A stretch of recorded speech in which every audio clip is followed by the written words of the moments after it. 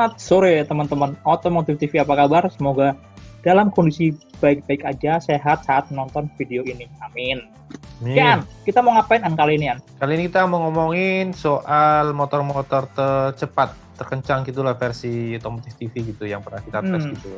Iya, karena kita tuh punya standar, satu parameter yang harus ada di sesi tes adalah tes akselerasi dan top speed ya. Kalau memungkinkan top speednya, tapi yang pasti sih tes akselerasi kita akan selalu adakan, dan tes akselerasi ini kita pakai standar menggunakan alat namanya Reslogic Performance Box. Dia basicnya pakai GPS, jadi mengukur berbagai macam parameter dari kecepatan dan juga jarak tempuh ya. Nah, makanya kalau kalian perhatiin di sesi tes kita itu selalu ada berapa kecepatan dari 0 sampai sekian kilometer per jam dan juga dari 0 sampai sekian ratus meter. Gitu kan ya. Jadi ada 6 parameter yang biasa kita ambil. Jadi dari 0,60 km per jam, 0,80 km per jam, 0,100 km per jam, 0,100 meter, 0,201 meter, dan 0,402. Dan ditambah tadi top speed kalau memungkinkan kondisinya. Itu mirip kayak ini, track bike gitu kan, di Indonesia kan 0 sampai 201 meter atau 0 sampai 402 meter gitu kan. Ya, jadi nambahin memang standarnya wajib banget ada 0,201, 0,402 ya. 402 itu kan seperempat mil.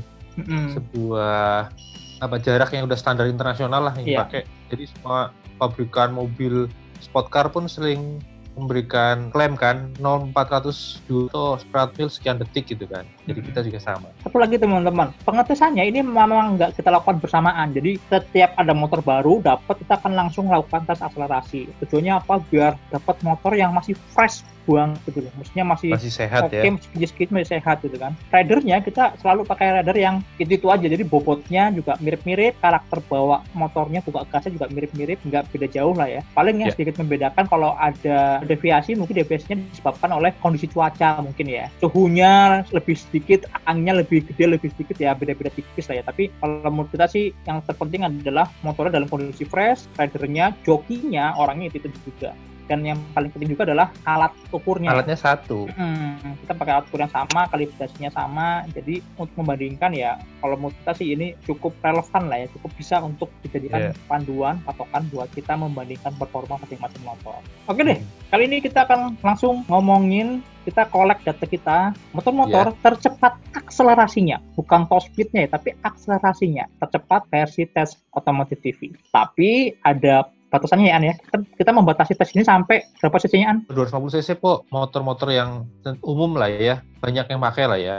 Masih kalau di atas itu ya banyak banget, tapi kan masyarakatnya dikit. Dan kalau untuk motor di bawah 250 cc kita relatif lengkap ya, dari 2,5 sampai yang kecil-kecil Matic apa, kita semuanya ada. Semua. Nah, kali ini kita akan ngomongin 10 motor di bawah 250 cc yang paling cepat akselerasi. Kita akan menggunakan parameter berapaan? 402 ya. Utamanya pasti 0,402, lalu kalau misal angkanya sama, kita lihat 0,201-nya. Karena itu sebuah parameter dari internasional kan. Tapi yang harus kalian ketahui juga adalah belum tentu yang 402-nya pelan, akselerasi bawahnya juga pelan. Ada beberapa yang aneh ya, aneh. Betul. 0 sampai 60 km per jamnya misalnya dia cepet, tapi begitu sampai mencapai 402 meter ternyata lebih lambat.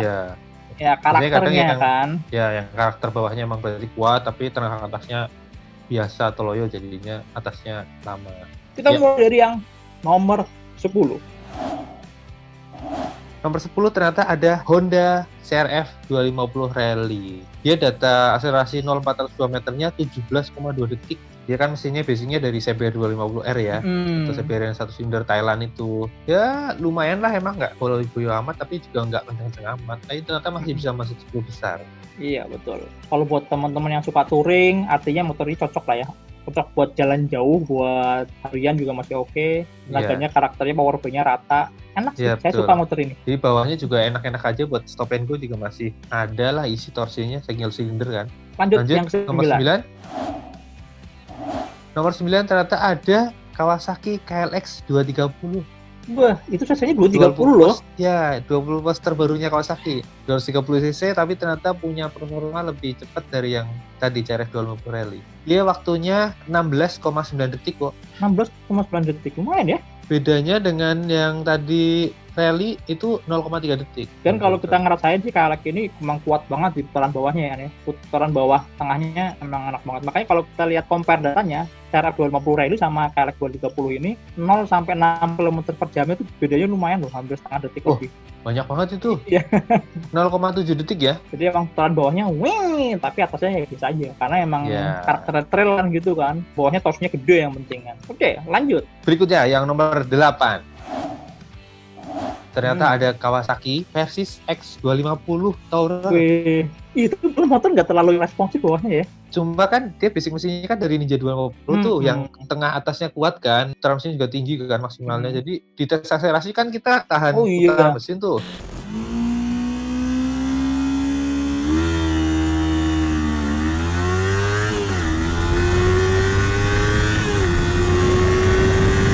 Ternyata akselerasinya lumayan cepet tuh. Kita kan pasti startnya juga dari 10.000 RPM ya nih, tahan dulu ya. Jadi segitulah. Jadi impresi lemot di putaran bawahnya jadi nggak terlalu terasa, tiba-tiba langsung melejit aja kan, enak gitu.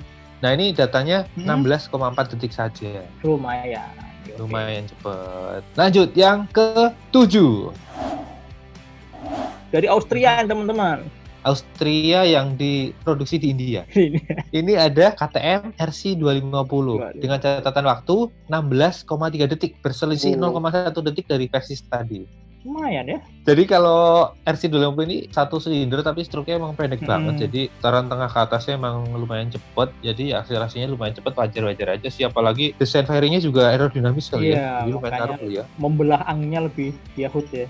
Yoi. Berikutnya masih dari KTM teman-teman. Yang nomor 6 ini agak aneh. Kenapa? Kan cc cuma 200 cc. Dia lebih kecil dari yang lain-lain yang sebelum-sebelumnya.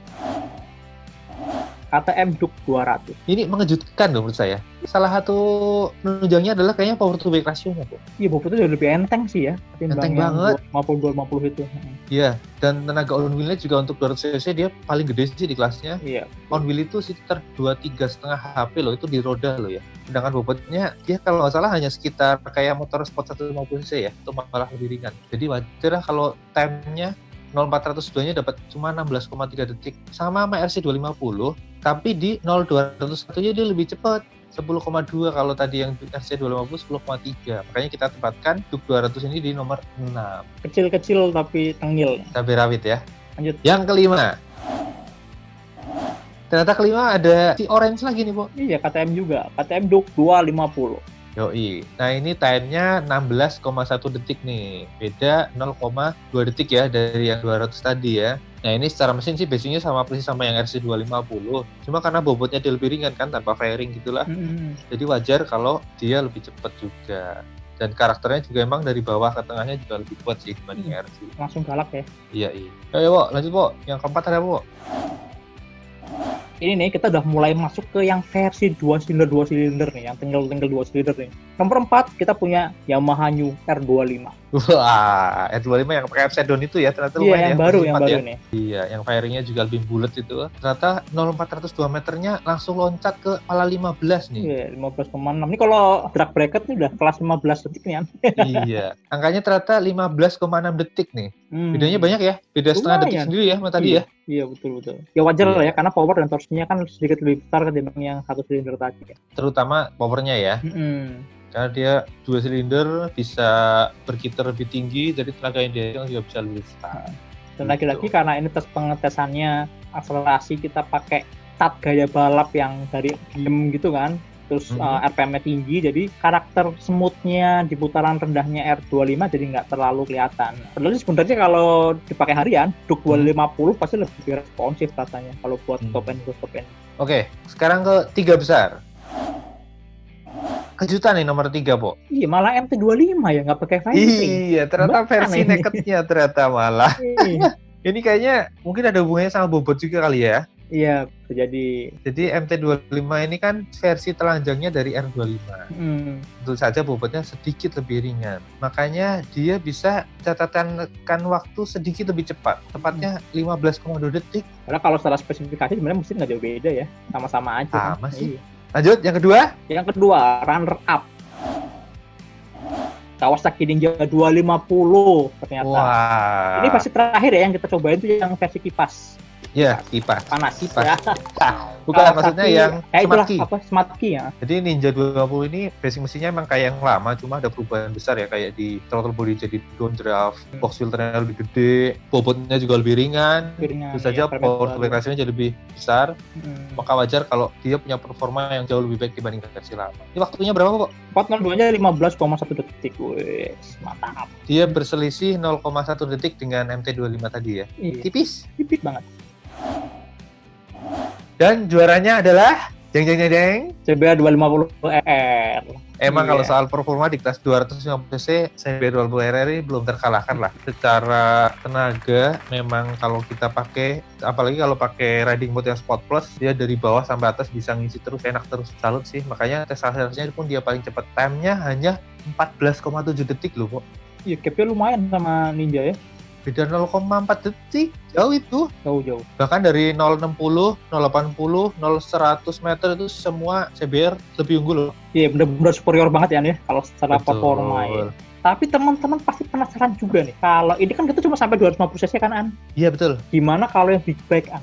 Yang moge-moge itu, berapa cepet sih sebenarnya kalau dibandingkan sama yang 250cc-an? Waduh, jauh banget lah bedanya lah. Apa contohnya apa? Saya ingat itu yang kenceng kita pernah R1M, coba R1M berapa? R1M itu 0402 contohnya ya, itu hanya 10,9 detik kok. Wow, mantap. Ini beda 5 detik ya, langsung ditinggal kabur. Nah, itu kan R1M, An. Lainnya ada apa lagi yang kita pernah kenceng banget, An? Berikutnya ada Bugatti X Diavel, Pak. Oh iya. Time-nya 11,6 detik. Kalau itu gokil sih, selain powernya gede, mesinnya gede, dia juga ada launch controlnya. Jadi kita nggak perlu tahan rem kan, tinggal gas mentok, terus buka koplingnya, peng, langsung ngacir. Ini namanya ada Ducati Power Launch. Nah, itu teman-teman kira-kira membandingkannya ya, kalau dibandingin sama yang moge-moge jauh, ternyata lumayan jauh banget sih, bukan lumayan lagi ya. Dan kalau di kelas 250cc, karena kita batasnya di 250cc, akhirnya kebanyakan 250cc ya nih. Betul, malah cuma nyelip 1-2 yang 230cc ya. Cuma 200 sama KRX 230. 450cc malah nggak masuk akhirnya. Nggak masuk. Apa jangan-jangan ini, kapan-kapan kita bikin sesi sendiri? Teman-teman gimana kira-kira? Kalau setuju kita bikin sesi akselerasi tercepat 150cc, terus di kolom komentar deh. Kalau banyak yang komen, kita akan bikin juga. Ini menarik sih. Ya, kita lihat respon teman-teman dulu. Ya, teman-teman kira-kira itu hasil pengetesan kita, data yang kita kumpulin selama ini. Jangan lupa like, subscribe, tonton terus Otomotif TV, dan follow Instagram otomotif_TV. Dan satu lagi, jangan lupa tonton dan subscribe Motor Second. Iya. Oh iya, jangan lupa tonton juga, subscribe channel baru kita, Motor Second. Motor Second sambung nggak pakai spasi, khusus bahas motor-motor bekas dan motor-motor legendaris. Mampir ya. Sampai jumpa di video berikutnya. Jangan lupa pakai helm ya kalau naik motor.